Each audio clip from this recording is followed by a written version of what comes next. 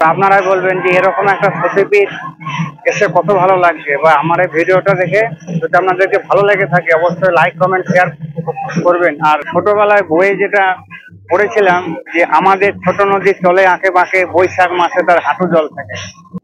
নমস্কার বন্ধুরা, আশা করি সবাই সুস্থ আছেন, ভালো আছেন। আরো একটি নতুন ভিডিওতে আপনাদের সকলকে স্বাগত জানিয়ে আমি আমার আজকের ভিডিও শুরু করছি। তো আজকে আমার জার্নি হলো আমার শহর কান্দি থেকে বোলপুর মা কঙ্কালীতলা মায়ের মন্দিরের উদ্দেশ্যে। তো ভিডিওটি শেষ পর্যন্ত অবশ্যই দেখবেন এবং আমার সঙ্গে থাকবেন। আর আমার চ্যানেলে যারা নতুন রয়েছেন অবশ্যই চ্যানেলটিকে সাবস্ক্রাইব করে দেবেন এবং পাশে থাকা বেলটিকে প্রেস করে দেবেন। তো আমি এই মুহূর্তে দাঁড়িয়ে আছি আমার শহরে কান্দি বাস স্ট্যান্ডে। তো এখান থেকে আমি একটি বোলপুরগামী বাস ধরবো, ধরার পরে তারপর আমি মা কঙ্কালীতলা মন্দিরের উদ্দেশ্যে রওনা হব। এই হলো বোলপুরের বাস। তো এই বাসে আমি উঠবো বহরমপুর বোলপুর। তো আমি এখন বাসে উঠবো, সামনে কেবিনে বসবো এইখানে সিটে। তো বন্ধুরা আমি এখন উঠে পড়লাম বাসে, বোলপুর লাইনের বাসে। আর কান্দি থেকে বোলপুরের দূরত্ব হলো 110 কিলোমিটার, আর সময় লাগবে 3 ঘন্টা মতো। আর কান্দি থেকে বোলপুর পর্যন্ত মাথা পিছু ভাড়া হলো 90 টাকা। বন্ধুরা আমাদের এই বাসটি কান্দি থেকে ছাড়ার সময় হলো 6টা বেজে 50 মিনিট এবং বোলপুর পৌঁছানোর সময় হলো 9টা বেজে 50 মিনিট, ওই 10টার আশেপাশে।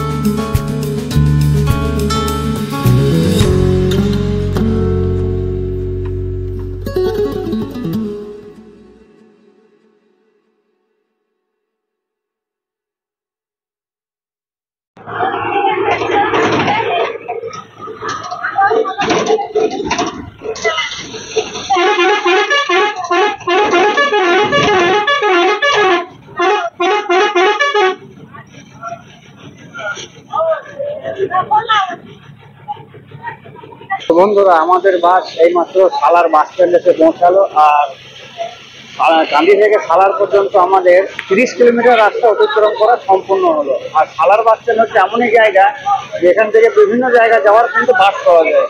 এই সালার থেকে বোলপুর, বর্ধমান, আসানসোল, এমনকি কলকাতা যাওয়ারও বাস পাওয়া যায়। বা আমি তো কান্দির দিক থেকে এলাম, বহরমপুরের বাসও সালার বাস স্ট্যান্ড থেকে পাওয়া যায়। তো আমাদের বাস কিন্তু বেশিক্ষণ দাঁড়াবে না বলে আমি আর নিচে নামলাম না, যতটা পারলাম আপনাদেরকে ভেতর থেকে দেখাবার চেষ্টা করলাম। আর সালার বাস স্ট্যান্ডে কিন্তু কোনো রকম প্ল্যাটফর্ম নেই। আর এই সালার বাস স্ট্যান্ডের নাম হলো ত্রিদীপ চৌধুরী বাস টার্মিনাল।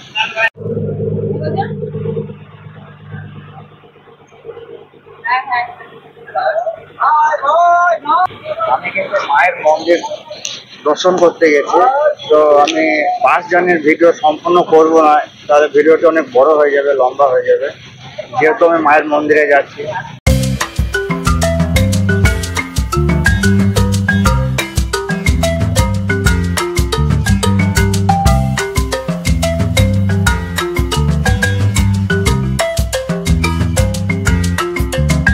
তো বন্ধুরা লালপুর বাস স্ট্যান্ডে বাস থেকে নামার পরে বেশ খানিকক্ষণ দাঁড়িয়েছিলাম বাসের অপেক্ষায়, তো কোনো বাস পেলাম না।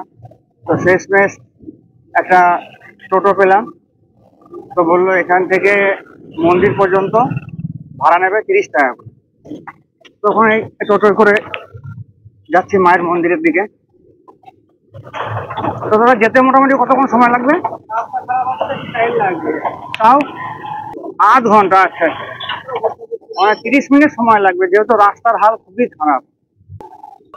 এই যে বন্ধুরা রাস্তার অবস্থা, আর সামনেই তো আসছে দুর্গাপুজো, তার জন্য জায়গায় জায়গায় অনেকের দোকানের গেট লাগানো আছে। সেই সকালবেলায় বাড়ি থেকে বেরিয়েছিলাম মাত্র 1 গ্লাস জল খেয়ে, যেহেতু উপোস করে আছি, মায়ের কাছে যাব, মায়ের কাছে পুজো দেবো বলে। তো বাস থেকে নামার পর হঠাৎ করে প্রচন্ড মাথা ধরে গেল, এখনো পর্যন্ত মাথা যন্ত্রণা করছে।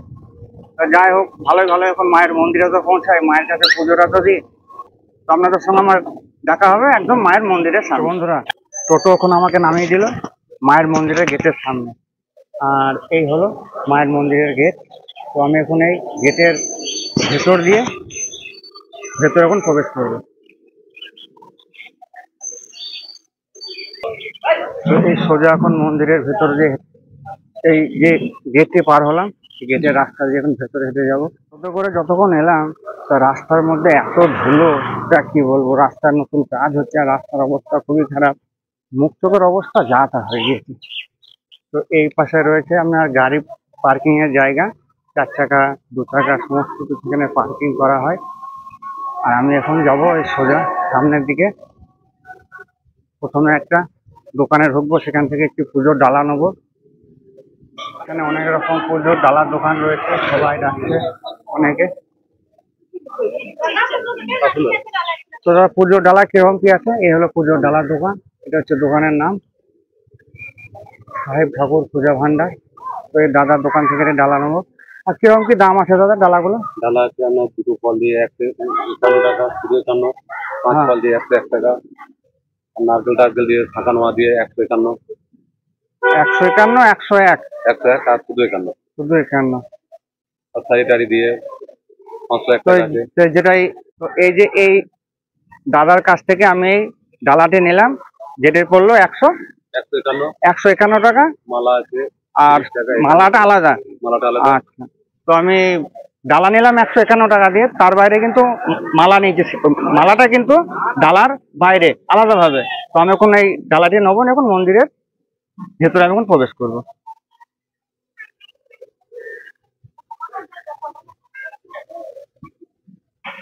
এই হলো মন্দিরে যাওয়ার রাস্তা। রাস্তার আশেপাশে নানান রকম ডালার দোকান আছে, আপনারা চাইলে যে কোনো দোকান থেকে পুজোর ডালা নিতে পারেন।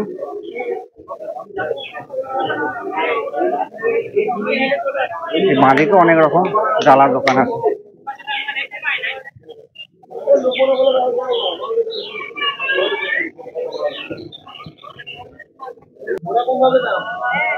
তো মন্দির ঢোকার মুখে এখানে আর একটি গেট রয়েছে, যেখানে লেখা আছে জয় মা কঙ্কালী বলে। আমি এখন এটা দিয়ে প্রবেশ করব। আর নিচেরা কত সুন্দর মার্বেল দিয়ে বাঁধানো, আর এখানে একটি পুরনো বটবৃক্ষ রয়েছে।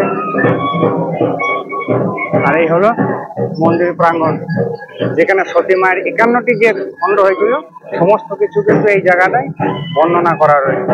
আর এই হলো মায়ের মন্দির, আর এইটা হলো মন্দিরে প্রবেশ করার রাস্তা। তো এইটা দিয়ে আমি এখন মন্দিরের ভেতরে প্রবেশ করব।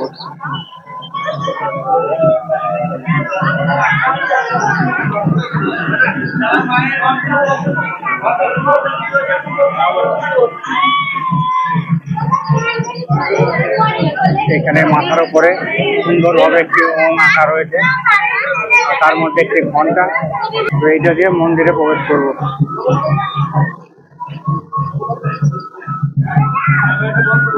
এই হলো মায়ের মন্দির। আমি এর বেশি ভেতরে আর দেখাতে পারছি না, যেহেতু ভেতরে অনুমতি নেই।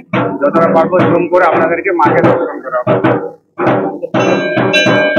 আর এখানে কিন্তু মায়ের কোনো রকম কোনো মূর্তি নেই, আর এটা ঠিক নিচে মায়ের চরণ রয়েছে, চরণ পাদুকা। পুজো দেওয়া হলো, খুব সুন্দরভাবে মায়ের কাছে পুজো দিলাম, খুব ভালো লাগলো। নাম গোত্র ধরে ঠাকুমশাই আমার পুজো দিলেন, কিন্তু একদম গর্ভগৃহে কোনো রকম ভাবে ছবি তোলা যাবে না, নিষিদ্ধ আছে বলে আমি একদম গর্ভগৃহ থেকে ছবি তুলতে পারলাম না। তো আমি বাইরে থেকে যেটুকু পারলাম জুম করেও আপনাদেরকে এখানে দেখানোর চেষ্টা করলাম। আর আরেকটা কথা, এখানে সতী মায়ের যে একটি অংশ পড়েছিল সেটা হচ্ছে মায়ের কোমরের অংশ বা মায়ের কঙ্কাল পড়েছিল। তো এইটা হচ্ছে মায়ের 51 শক্তিপীঠের শেষ পীঠ। তো আমার হাতে এখন এই পুজোর ডালাটি রয়েছে, এই ডালাটি এখন গিয়ে আমি দোকানে দেবো, পুজোর জিনিসটা আমার ব্যাগের মধ্যে ভরে নেবো, তারপরে বাকি জায়গাটা ঘুরে ঘুরে দেখবো। তো মন্দিরের বাইরে আমি যেখানে মানে যে দোকান থেকে পুজোর ডালা নিয়েছিলাম ঠিক তার পাশেই রয়েছে এই মন্দিরের আদি ভোগ মন্দির। তো এই হলো আদি ভোগ মন্দির, এই যে এখানে নামটি লেখা রয়েছে। এবার এটা দিয়ে যাব, এখান থেকে আমি কুপনের মানে ভোগের একটি কুপন নেবো। তো আমাকে একটি ভোগের কুপন দেবেন। তো আমার এখান থেকে ভোগের কুপন নেওয়া হয়ে গেল।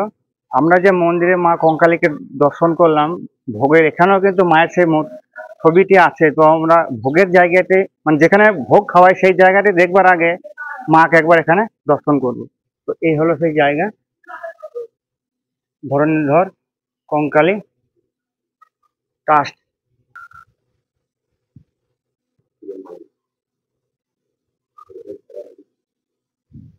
এই হলো সেই মায়ের ছবি। এখানে কিন্তু মায়ের কোনো রকম মূর্তি নেই, যা আছে মায়ের ছবি। আর এই যে পাশে রয়েছে মহাদেব, এখানে মা তারা রয়েছে, মা শারদাময়ী, রামকৃষ্ণ পরমেশ্বর। এবার এইটা দিয়ে যাব সেই ভোগ খাওয়ানোর জায়গাতে দেখবার জন্য। এই যে এইখানটায় বসে ভোগ খাওয়ানো হয়। আর ভোগ খাওয়ানোর সময় হলো দুপুর 12:30 থেকে বেলা 3টে পর্যন্ত। আমার তো অলরেডি কুপন কাটা হয়ে গেছে, আমি ওখান থেকে কুপন নিয়ে নিয়েছিলাম। তো এইখানটায় মায়ের ভোগ প্রসাদ রান্না হচ্ছে। সেখানে এখন কি রান্না হচ্ছে? এটা সবজি রান্না। সবজি। আর এই পাশে এটা পোস্ত হচ্ছে। আর এখানে একটা তরকারি, টক। এটা এটা ডাল, এটা ভাত বা কেউ অন্ন বলে এটাকে। হ্যাঁ, অন্ন বলে। আচ্ছা, তো আপনি এখানে রান্না করেন? হ্যাঁ, রান্না। আচ্ছা, পাশে তো কুমড়ো কাটা আছে, ওটাও রান্না হবে। আচ্ছা।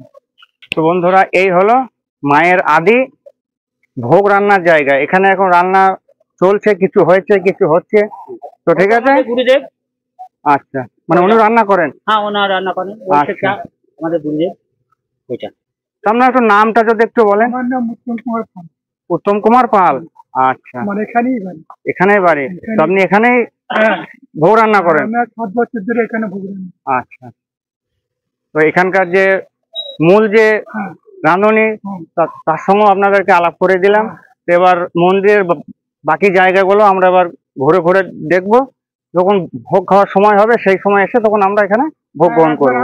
তো তাহলে এখন আমরা ওইদিকে যাই, গিয়ে বাকি জায়গাগুলো ঘুরে ঘুরে একবার দেখি। মাকে তো দর্শন করলাম, আদি ভোগের জায়গাও তো দর্শন করলাম, কিন্তু মায়ের যে ভৈরব, তাকে তো একবার দর্শন না করে থাকা যায় না। তো বাবা ভৈরবকে তো একবার দর্শন করতেই হবে। এবার আমরা এখানে যে মায়ের যে ভৈরব আছেন মানে মহাদেব, তেনাকে একবার আমরা দর্শন করব। মা যেখানেই থাকেন সেখানেই কিন্তু বাবা ভৈরব বিরাজ করেন। তো এইখানে কঙ্কালীর তলাতে বাবা ভৈরব কিন্তু রুরু ভৈরব নামে পরিচিত। তো চলুন আমরা বাবা রুরু ভৈরবকে দর্শন করি। এই হলো মন্দিরের গর্ভগৃহ। এখানে বাবা বিরাজ করছেন।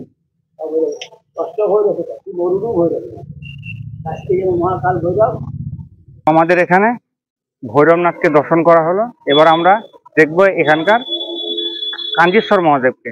তো এই হলো কাঞ্জীশ্বর মহাদেবের মন্দির। এদিকে এখন প্রবেশ করব।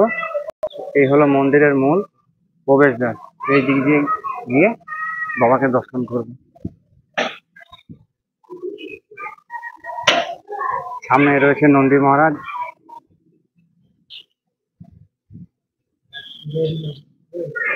তো এটা হলো মন্দির প্রাঙ্গণ।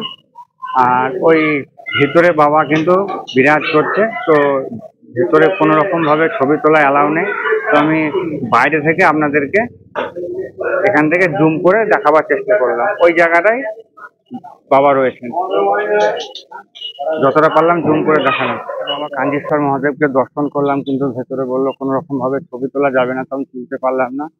তো পাশে এখানে একটি হনুমান মন্দির রয়েছে, এবার সে হনুমানজিকে এবার দর্শন করব। তো যেখানে যেটা নিয়ম তখন হয়ে গেছে, এখন সেটা সেখানে আমার মনে হয় মেনে চলাটাই ভালো হবে। তখন আমরা হনুমানকে দর্শন করি। এই হলো সে হনুমান মন্দির।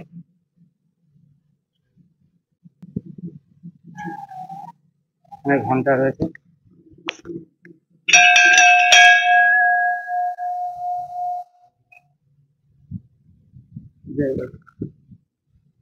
তো এখানে আমাদের মায়ের যে ভৈরব, রুরু ভৈরবকে দর্শন করা হলো, কাঞ্জিশ্বর মহাদেবকে দর্শন করা হলো, হনুমান মন্দির দর্শন করা হলো। তো আবার যাব মন্দিরের ভিতরে যে কুণ্ডটি আছে, যেখানে মায়ের কঙ্কালটি আছে, সেই কুণ্ডটিকেও দর্শন করব। তো তার আশেপাশে আরো যেসব দেখার জায়গা আছে সেগুলোকে আমরা ঘুরে ঘুরে দেখবো। তো চলুন তাহলে মন্দিরের ভেতর দিকে যাওয়া যাক। তো আমি আবারও চলে এলাম মন্দিরের ভেতরে। আর রবিবারের দিন মন্দিরে মোটামুটি ভিড়ও ভালো আছে।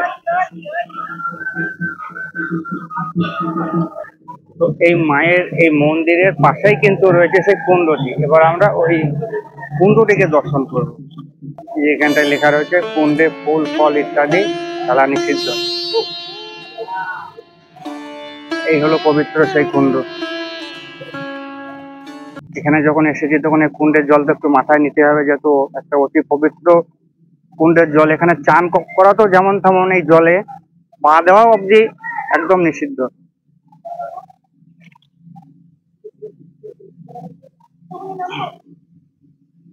মায়ের এই পবিত্র জল একটু মাথায় নিলাম। আর এই যে এই জায়গাটায় যে পতাকাটি পোঁতা আছে, তো জানা যায় যে মায়ের যে কঙ্কালটি সেটা নাকি এই জায়গাটাতে পোঁতা রয়েছে। তো বিশেষ যখন মায়ের পুজো হয় সেই সময় এটিকে এখানকার পুরোহিতরা তোলেন, পুজো করেন, তারপরে আবার এটাকে জলের মধ্যে রেখে দেওয়া হয়। খুবই ভালো লাগলো দেখে, খুবই দর্শন করে। এবার আশেপাশে যেসব জায়গাগুলো আছে এবার আমরা সেগুলো একটু ঘুরে দেখবো। আর আপনাদেরকে আমি শুরুতেই বলেছিলাম যে মায়ের এই মন্দিরের দেওয়ালে 51টি খণ্ড যে সব জায়গাতে পড়েছিল সব কিন্তু এখানটায় তুলে ধরা রয়েছে। এপাশেও সুন্দরভাবে তুলে ধরা রয়েছে। আপনাদেরকে শুরুতে দেখিয়েছিলাম, তবু আবারও একবার ঘুরে দেখাচ্ছি। আর ভেতরে কত রকমের দোকান আছে। আর ওই দূরে এক জায়গায় সাঁওতালি নাচ হচ্ছে, একবার যাওয়ার চেষ্টা করবো। মন্দিরের এই দিকটাতেও সুন্দরভাবে মায়ের সেই খণ্ডগুলি তুলে ধরা রয়েছে। আর মন্দিরের ভেতরেও কিন্তু এখানে ভোগের কুপন পাওয়া যায়।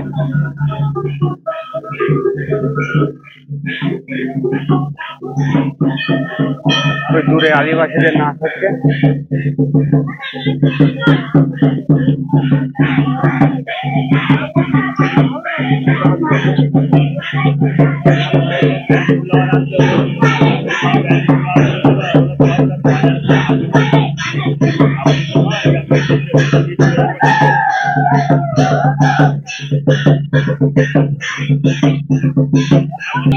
এখানে নানান রকমের দোকান আছে, ব্যাগ থেকে শুরু করে মেয়েদের পোশাক, শাড়ি, এখানে ব্যাগের দোকান, নানান রকমের দোকান চতুর্দিকটা। এখানেও 2-3টে আদিবাসীদের নাচের দল আছে। এখানেও দূরে এক জায়গায় নাচ চলছে। এবার আপনারাই বলবেন যে এরকম একটা সতীপীঠ এসে কত ভালো লাগছে, বা আমার এই ভিডিওটা দেখে যদি আপনাদেরকে ভালো লেগে থাকে অবশ্যই লাইক, কমেন্ট, শেয়ার করবেন। আর নিজেদের আত্মীয় স্বজনের মধ্যে যতটা পারবেন ভিডিওটি শেয়ার করার চেষ্টা করবেন। আর যদি ভালো লেগে থাকে অবশ্যই যেন কমেন্ট করবেন। এখানেও দোকান,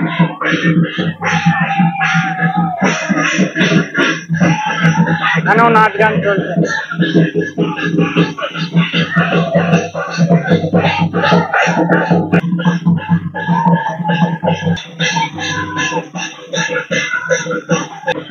মন্দির চত্বরটা কতটা বড় এরিয়া। আরেকটা কথা বলি, এই কঙ্কালী তলায় কিন্তু ডিসেম্বর মাসের শেষের দিকে বা জানুয়ারির প্রথম দিকে, মানে ওই পৌষ মাসে কিন্তু বহু মানুষ এখানে পিকনিক করতে আসে বা এখানে ফিস্ট করতে আসে। তো আপনারাও চাইলে কিন্তু এই জায়গাটা আসতে পারেন। এটা কিন্তু পিকনিক করার একরকম স্পট বলা যেতে পারে। একদম মন্দিরের ভেতরেই নয়, পাশে হয়তো জায়গা আছে, কিন্তু এই কঙ্কালী তলার এরিয়ার মধ্যে কিন্তু পিকনিক করা যায়। ছোটবেলায় বইয়ে যেটা পড়েছিলাম যে আমাদের ছোট নদী চলে আঁকে বাঁকে, বৈশাখ মাসে তার হাঁটু জল থাকে। তো সেই নদীটি, মানে ওই নদীটির নাম হচ্ছে কোপাই নদী। তো এবার আমরা সেই কোপাই নদীটিকে দেখতে যাব এবং তার পাশেই শ্মশান দেখতে যাব। এটা শোনা যায় যে সতীপীঠের পাশে দুটো জিনিস থাকা অবশ্যই দরকার, এক হচ্ছে নদী আর দুই হলো কি শ্মশান, যেটা হচ্ছে মানুষের শেষ স্থান, শেষ জায়গা। তো এবার আমরা ওই জায়গাটিকে দেখতে যাব। একটু আগে আপনাদেরকে বলেছিলাম যে মন্দিরের ভেতরে ভোগের কুপন পাওয়া যায়। তো এই হলো সেই জায়গা। এখানে দুই কাকু বসে আছেন, তো এনারা এখানে ভোগের কুপন দেন। আচ্ছা, ভোগের এই কুপনের মূল্য কত? 60 টাকা। আচ্ছা, এই হলো এখানকার ভেতরের কুপন। আপনারা চাইলে মন্দিরের ভেতর থেকেও কিন্তু ভোগের জন্য কুপন নিতে পারেন। তো এইখানটায় কুপনের যে নামটি, সে নামটি আপনারা এখান থেকে দেখে নেবেন। আর নিচেতে কিন্তু ফোন নাম্বার দেওয়া রয়েছে। তো সামনে যে গাছটি দেখা যাচ্ছে, যে ঢিলগুলো বাঁধা রয়েছে, যারা এখানে মানসিক করে তারা নাকি গাছে এসে তাদের মনস্কামনার জন্য ঢিল বেঁধে যায়, এবং সে মনস্কামনা যখন পূরণ হয়ে যায় তখন তারা এসে ঢিলটি খুলে দিয়ে মাকে আবার পুজো দিয়ে যায়। এই হলো সেই গাছ।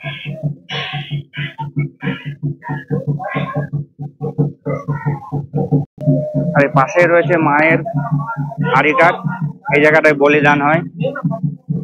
আর এই নিচেটা কত সুন্দর মার্বেল দিয়ে বাঁধানো আছে, কি সুন্দর লাগছে এটা। তো এবার আমরা সেই ছোট নদীর দিকে যাব। এইটি হলো সেই নদীর দিকে যাওয়ার রাস্তা। এটা লেখা রয়েছে কোপাই নদীর ঘাট। আর এইখানে আরতির জায়গা। মায়ের বিশেষ পুজোর সময় এখানটায় আরতি হয়। যেমন আপনার বেনারসে, যেমন হরিদ্বারে যেমন মা গঙ্গার আরতি হয়, ঠিক সেরকম এখানেও আরতি হয়। এখানে 5টি জায়গা রয়েছে আরতি করার জন্য। এই হলো সেই কোপাই নদী। এই পাশে চতুর্দিকটা পাথর দিয়ে বাঁধানো রয়েছে, আর ওই পাশে বালি জমে আছে। এই সেই আঁকা বাঁকা নদী। আর নদীর ওপারে অনেক কাশফুল ফুটে রয়েছে, যেহেতু সামনে আসছে দুর্গাপুজো। আমাদের কোপাই নদীটাও দেখা হলো। এবার আমাদের বাকি থাকলো এখানে শ্মশানটা দেখা। তো ওখানে একবার যাব, শ্মশানটা দেখবো। তো এইটা দিয়ে হলো এবার সেই শ্মশান যাওয়ার রাস্তা।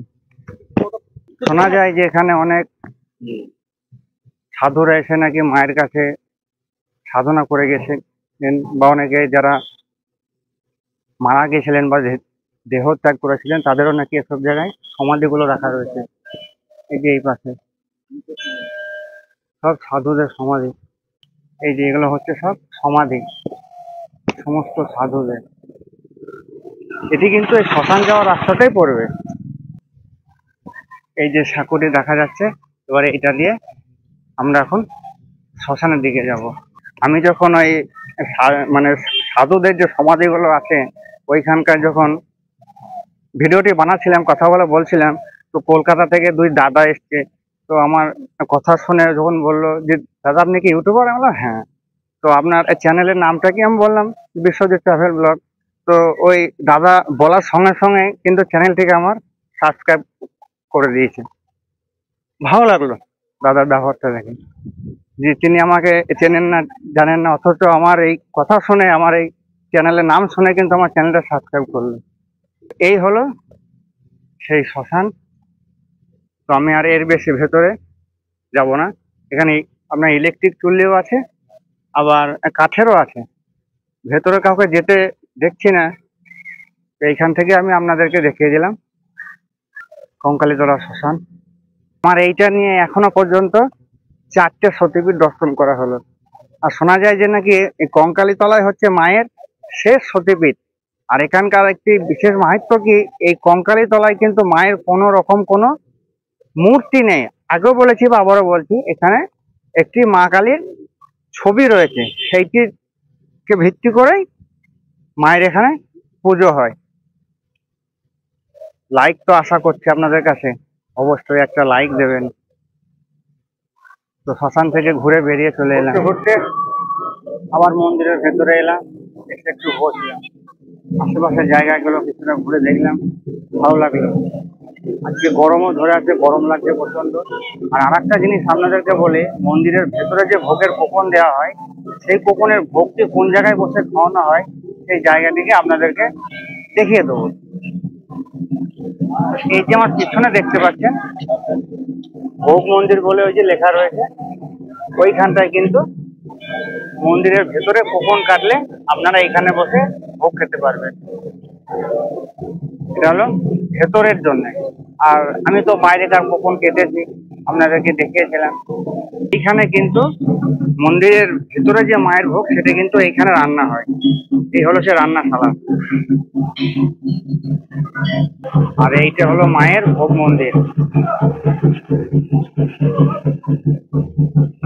এইটা হলো ভেতরকার ভোগের কি কি সব আছে, সবগুলো এখানে দেওয়া রয়েছে। আর এই ভেতরটিতে বসে কিন্তু মন্দিরের ভেতরের ভোগ প্রসাদ খাওয়ানো হয় এই জায়গাতে। এখানে কিন্তু মায়ের মন্দির প্রত্যেকদিন সকাল 6:30টার সময় খোলা হয় এবং রাত্রি 9টার সময় বন্ধ হয়। সারাদিনই কিন্তু মন্দির খোলা থাকে। বন্ধুরা, আমার তো সব জায়গায় ঘোরাঘুরি হয়ে গেল, সমস্ত কিছু ঘুরলাম, দেখলাম। তো আমার ভোগ খাওয়ার সময় হয়ে গেছে, চলে এলাম যেখানে ভোগ আমি কুকুর কেটেছিলাম যেখানে, সেখানে চলে এলাম। এসে হাত ধুয়ে চেয়ারে বসে পড়লাম। তো আমাকে প্রথমে দেওয়া হলো একটি পাতা, দুটো অন্নপ্রসাদ দেওয়া হয়েছে, বাকি সব জিনিসগুলো দেওয়া হবে। ওখানে কি কি দেওয়া হবে না হবে সবকিছু আপনাদের সঙ্গে শেয়ার করবো। ভাত দেওয়া হলো, ডাল দেওয়া হলো, পাশে একটি সবজি দেওয়া হয়েছে। আমি এখন প্রসাদ খাওয়া শুরু করি।